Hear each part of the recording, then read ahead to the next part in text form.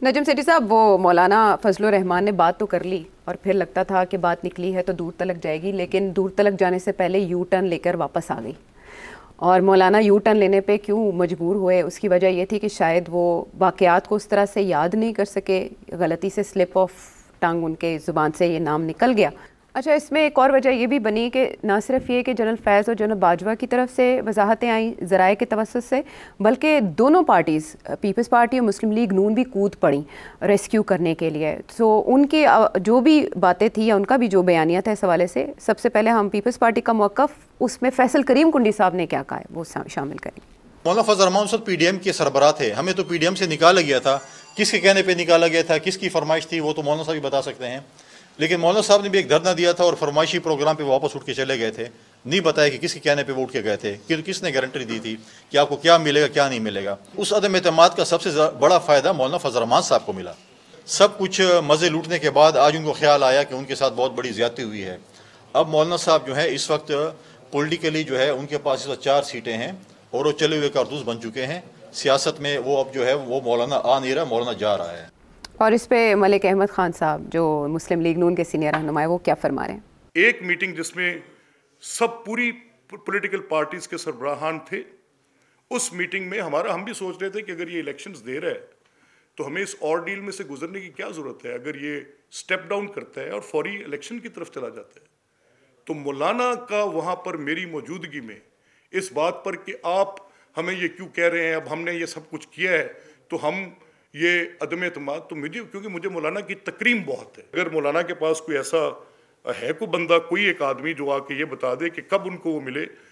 اچھا، اس میں یہ ہے کہ ٹو مچ کنفیوژن، لیکن جنہوں نے کل آپ کا شو دیکھا ہوگا انہیں کلیئرٹی کل ہی مل گئی ہوگی. آج مولانا کی وضاحت سے پہلے ہی وہ سمجھ گئے ہوں گے کہ بات اصل میں ہوئی کیا تھی، اور آپ نے ریفرنسز بھی دیے تھے. کل کی آپ کی جو پریڈکشن تھی ان ساری باتوں کے حوالے سے وہ شامل کریں گے. جی. جنرل فیض اور جنرل باجوہ نہیں چاہتے تھے کہ عمران خان کو نکالا جائے، وہ چاہتے تھے کہ پریشر ڈال کے کچھ اپنے کام کروائے جائیں. میں سمجھتا ہوں کہ جنرل باجوہ کا ایجنڈا ضرور تھا، جنرل فیض کا ایجنڈا نہیں تھا. مگر نون لیگ کو شاید یہ مولانا کو شاید یہ شک تھا کہ شاید اس پہ جنرل فیض بھی انوالوڈ ہے. اچھا، اس میں تو جو جماعتیں ہیں وہ کہہ رہی ہیں جنرل باجوہ کا بھی نہیں تھا. جنرل باجوہ کا بالکل تھا. جنرل فیض تو جب چلے گئے پشاور ایز کور کمانڈر تو ہی لاسٹ کنٹرول آف ISI. تو مگر باجوہ صاحب وہ ووٹ آف نو کانفیڈنس تو اس کے بعد چلا، اور یہ تو 3 مہینے اس کی تیاری ہوتی رہی، آنا جانا تیاریاں ہوتی رہیں، لوگ ملتے رہے، بناتے رہے، جوڑ توڑ ہوتا رہا. آخری سٹیج ایسی تھی جس کا میں نے اس دن بھی ذکر کیا، میں پھر کہتا ہوں کہ جنرل باجوہ چاہ رہے تھے کہ ایک چھوٹی سی ایکسٹینشن اور مل جائے 1 آدھ سال کی، اور عمران خان تیار نہیں تھے. اور یہ بات صحیح ہے جو کہ احمد یار کہہ رہے ہیں کہ باجوہ صاحب نے ایک میٹنگ کال کی جس کے اندر سب لوگ یہ پہنچے، یہ during the vote of no confidence, اور اس میں انہوں نے کہا کہ اس کو وڈرا کر لیں. عمران خان کہہ رہا ہے کہ میں الیکشن کرا دوں گا. اب میرا خیال ہے کہ اس وقت 2 ایشوز تھے. ایک تو یہ تھا کہ کچھ لوگ یہ شک کر رہے تھے کہ یہ عمران خان کو دکھاوا کہ بھئی میں نے تو ان کو پوچھا ہے، وہ مانتے نہیں ہیں بات، کیونکہ عمران خان اب شک کرنے لگا تھا کہ باجوہ صاحب کو بھی ہاتھ ہے اس نو کانفیڈنس موشن میں جو لوگوں کو اکٹھا کیا جا رہا ہے. تو اس لیے وہ یہ دکھانا بھی چاہ رہے تھے کہ میں نے پوری کوشش کی بلا کے ان کو. مگر میں یہ سمجھتا ہوں، اور میری کچھ اس میں انفارمیشن بھی ہے، کہ باجوہ صاحب لگے ہوئے تھے یوزنگ ادر سورسز کہ ان کو کیری آن، کیونکہ وہ عمران ان کی بات نہیں مان رہا تھا. تو اس لیے ایک طرف یہ کہہ رہے تھے کہ میں نے تو کوشش کی ہے ان کو ہٹانے کی کہ بھی پیچھے ہٹ جاؤ، چھوڑو، بات مان لو. دوسری طرف میرا خیال ہے ان کو اشارے ہو رہے تھے انڈائریکٹلی کہ کیری آن. اور آپ نے دیکھا آخری وقت تک یہ ایشو چلتا رہا کہ کیا ووٹ آف نو کانفیڈنس کو آگے لے جانا چاہیے یا نہیں لے جانا چاہیے، اور کوشش جاری رہی. تو میں یہ سمجھتا ہوں کہ باجوہ صاحب تو فلی انوالوڈ تھے.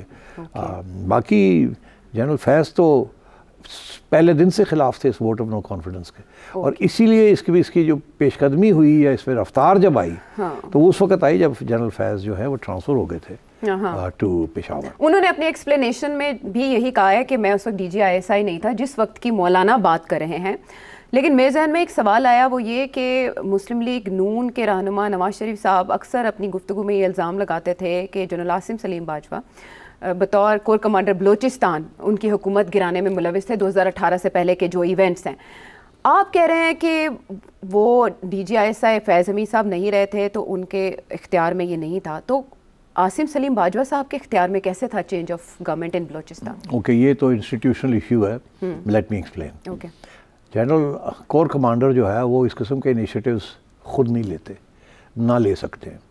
یا تو ان کو جی ایچ کیو سے یا آرمی چیف سے آتی ہے کہ آپ نے یہ کام کرنا ہے، اور وہ پھر آئی ایس آئی کی مدد لیتے ہیں.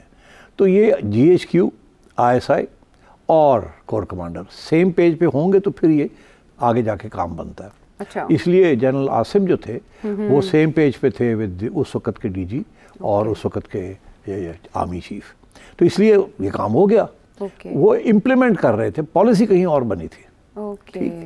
پالیسی امپلیمنٹیشن اس وقت یہ ان لائن تھے، لیکن بعد میں سپلٹ آ گئی اور سپلٹ وہ اور چیز ہے. اب آپ اس کو آپ کمپیئر کریں ود کہ general Faiz as corps commander was not part of the policy shift ہو گئی تھی، اسی لیے ان کو شفٹ کر دیا تھا. تو وہ جب ادھر ہو گئے تو ان کے پاس پاور وہ نہیں رہی. اگر تو سچویشن وہی ہوتی جو کہ عاصم کے لیے تھی تو پھر تو بالکل اور بات ہوتی، مگر Faiz was shunted and the new D G I S I and G H Q وہ اب ایک انہوں نے مل کے کام کیا جو بھی آگے ہوا.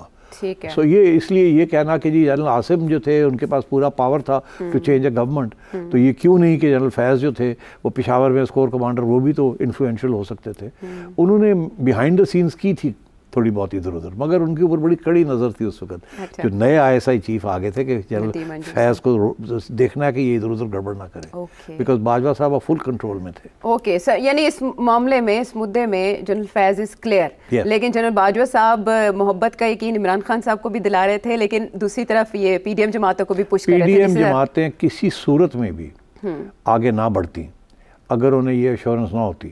دیکھیں نا، ایم کیو ایم تو ہمیشہ جو فون کال آتی ہے اس کے اوپر کرتے ہیں. یہ اگر ان کو ایک فون کال آ گئی تھی یا آ جاتی جنرل باجوہ سے کہ آپ پیچھے ہٹ جائیں، وہ پیچھے ہٹ جانا تھا. اب ہوا کیا کہ عمران کو کنونس کرنا تھا کہ بھئی میں تیرے ساتھ ہوں، میرا اس کے ساتھ کوئی تعلق نہیں ہے، مگر ادھر بھی تو کام چلانا تھا نا کہ پریشر رہے عمران کے اوپر.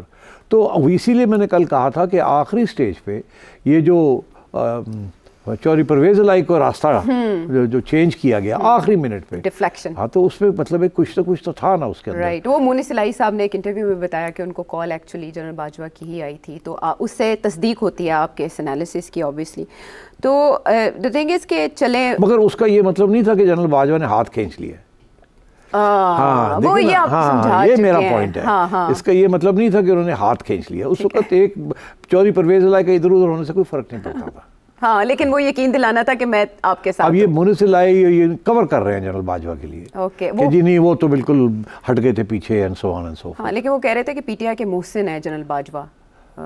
جنرل باجوہ بڑے محسن رہے ہیں، اسی لیے تو ایکسٹینشن بھی ملی، اسی لیے 2018 میں لے کے آئے ان کو پی ٹی آئی کو، تو بالکل رہے. مگر ایک سٹیج ایسی آئی تھی، میں آپ کو یہ بھی بتا دوں، آج یہ کسی وقت آپ پوچھیں گے تو پھر کہانی بھی بتا دوں گا، آج مختصر سی بات کر دوں. ایک سٹیج ایسی آئی تھی کہ جنرل باجوہ اور عمران خان کی کافی آپس میں تلخی ہو گئی تھی، اور جنرل باجوہ ایک میٹنگ کے بعد واپس آئے، اور واپس آ کے انہوں نے 3-4 جو ان کے کلوز جنرلز ہیں ان کو کہا میں تھک گیا ہوں، میرے سے یہ نہیں ڈیل ہوتا، میں ریزائن کرنے لگا ہوں. اچھا. تو پھر 4 یا 5 جنرلز، یہ پھر کسی وقت میں آپ کو نام لے کے بتاؤں گا. اچھا، مدعا کیا تھا کس معاملے؟ یہی ڈسٹرسٹ شروع ہو گیا تھا، اور وہ ٹینشن شروع ہو گئی تھی. باجوہ صاحب was trying to handle too many things. تو انہوں نے کہا یار میں جانا کر، آپ پہ خسمہ میں جانا کر لیں جو کرنا ہے انہوں نے، کیونکہ وہ بہت سی گیمز چل رہی تھی نا، اینڈ بلیم آ رہا تھا، ادھر یہ ہو رہا تھا، ادھر وہ ہو رہا تھا، جنرل فیض ادھر کچھ کرنے لگے ہوئے تھے.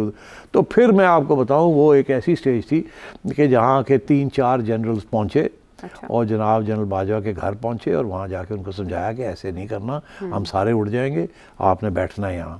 اور اس میں کچھ ان کے رشتہ دار ایکس جنرلز کا بھی بڑا رول تھا، جنہوں نے ان کو سمجھایا کہ ایسے نہیں کرنا، کوئی ریزگنیشن نہیں دینی. فادر ان لا چلیں اچھا چلیں. جب آپ نے ذکر کر دیا تو سمجھدار کے لیے اشارہ کافی ہے. میں تو صرف تھوڑی سی کلیئرٹی چاہ رہی تھی.